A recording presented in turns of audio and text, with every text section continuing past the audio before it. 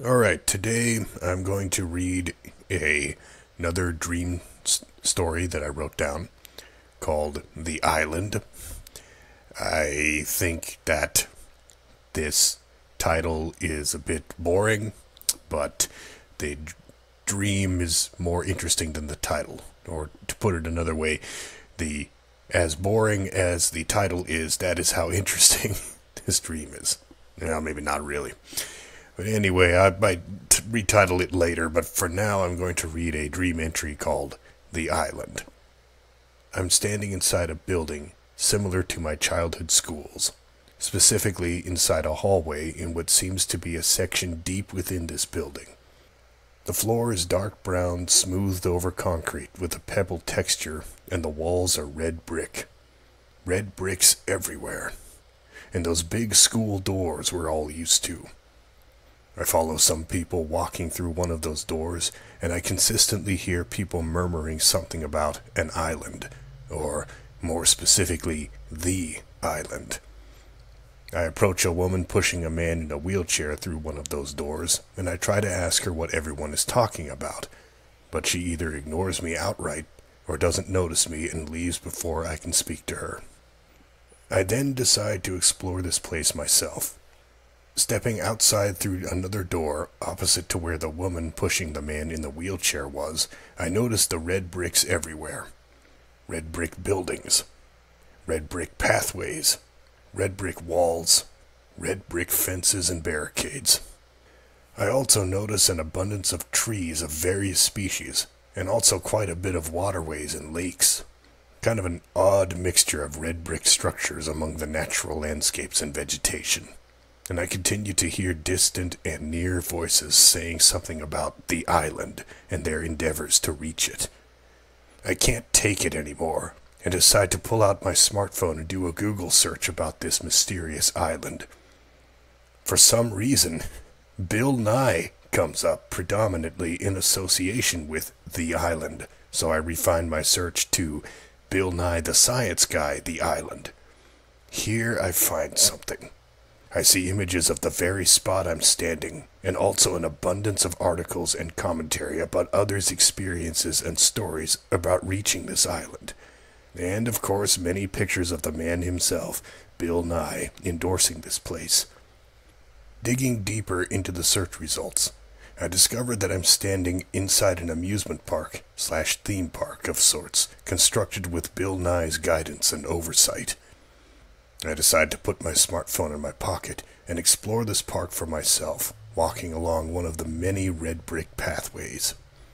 It somehow becomes clear that the persistent red bricks serve to remind us that we're still in this park. Why they chose red bricks I cannot say, but I do note that they fit in better with the dirt and grasses and plants than gray concrete would have. I begin to imagine what the island must be like. I assume it's located somewhere in the middle of this park. I continue to hear people talking about it and imagining it as well. And soon I catch up to a group of about 5 young men who, like me, are searching for it. We talk for a bit, and they invite me to join them, and together we set off deeper into the park to continue the search. I don't remember any more what we said to each other than to say we exchanged life stories and beliefs and experiences. Eventually, we come to the edge of a cliff and see a smaller ledge about 10 feet below us and further down a rather large lake. We each carefully jump down to the smaller ledge and then to the lake below. I'm the second to last to jump down, and I begin walking along the bank of the lake, and I quickly step into the water until it's about halfway between my ankle and my knee. I remember feeling a bit frustrated that my shoes and pants are now wet. The water is thicker than usual, and it takes quite some effort for me to walk through it. But somehow I know that this was, in fact, an important part of the experience. We all start joking about the water and the situation we're in. Then we start imagining what the island must be like and the purpose of it. I somehow imagine a commercial for this park where Bill Nye himself praises it. He also tells the audience that this year's theme is winter, and as such the island will feature snow and northern lights. The commercial ends with a group of people standing on the island looking up at said aurora. I myself imagine the island to have a space theme. I imagine that should I look up standing upon the island, I'd see galaxies and planets and stars and nebulae. I imagine the sand, too, would not be the yellowish sand we're used to, but instead made of shimmering, sparkling silicon, in accordance with the space theme. And then I realize what this place is all about. This park and everything in it are designed for the very questions and pondering we all have been engaging in. I realize that I, now too, are among the speculating voices. And I realize that I've been here before, and that this park has completely changed from last time, as was intended. I feel somewhat like a kid again. I think to myself that the whole point of this place was to teach people that it's about the journey and not the destination. There is, in fact, no island anywhere to be found. And given that this park changes and rebuilds itself every time you enter, you are encouraged to find new friends and exchange stories and remember your journey together.